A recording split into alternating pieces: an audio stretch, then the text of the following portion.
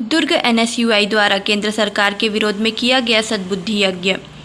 जी हां, दरअसल मामला यह है कि देश में लगातार एक के बाद एक विभिन्न परीक्षाओं में हो रहे धांधली व पेपर लीक जैसे मुद्दों को लेकर सरकार के खिलाफ दुर्ग के एनएसयूआई के नाराज सदस्यों द्वारा देश के प्रधानमंत्री और केंद्रीय शिक्षा मंत्री को नींद से जगाने के लिए एनटीए का विरोध करते हुए सद्बुद्धि यज्ञ किया गया।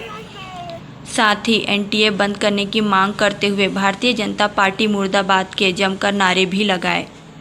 एनडीए को बैन करनी होगी, करना होगा। एनएसयूआई जिंदाबाद, जिंदाबाद जिंदाबाद एनएसयूआई जिंदाबाद, जिंदाबाद भारतीय जनता पार्टी मुर्दाबाद।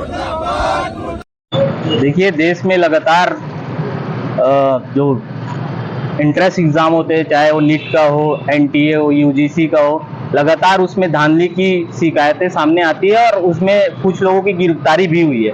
ये कहीं ना कहीं मोदी सरकार की नाकामी है और एनटीए जैसे संस्था जो है वो आज पारदर्शिता उनके सामने कुछ बचा ही नहीं। इसलिए एनएसयूआई एनटीए को बैन करने की मांग करती है और रीनीट एग्जाम करने की मांग करती है सरकार से, ताकि उन 22 लाख छात्रों का भविष्य सिक्योर हो।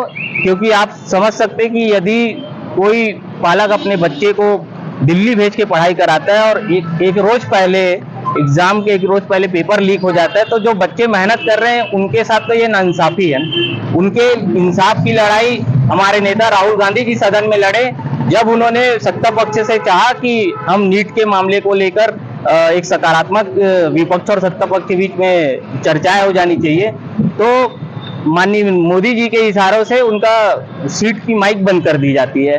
जब हमारे राष्ट्रीय अध्यक्ष जी एनटीए बैन करने और एनटीए ऑफिस में ताला लगाने के लिए जाते हैं तो उनके ऊपर एफआईआर कर दी जाती है। इससे ये समझ में आता है सरकार का कहीं ना कहीं रुख इस बड़े धांधली में है। वो भी कहीं ना कहीं उनके जो शिक्षा मंत्री है धर्मेंद्र प्रधान जी, इसमें संलिप्तता है। यदि मोदी जी चाहते हैं कि इन बच्चों का भविष्य उज्जवल रहे तो हम निष्पक्ष जांच की मांग करते हैं और जो भी आरोपी है उनके ऊपर कठोर से कठोर कार्रवाई की मांग करते हैं।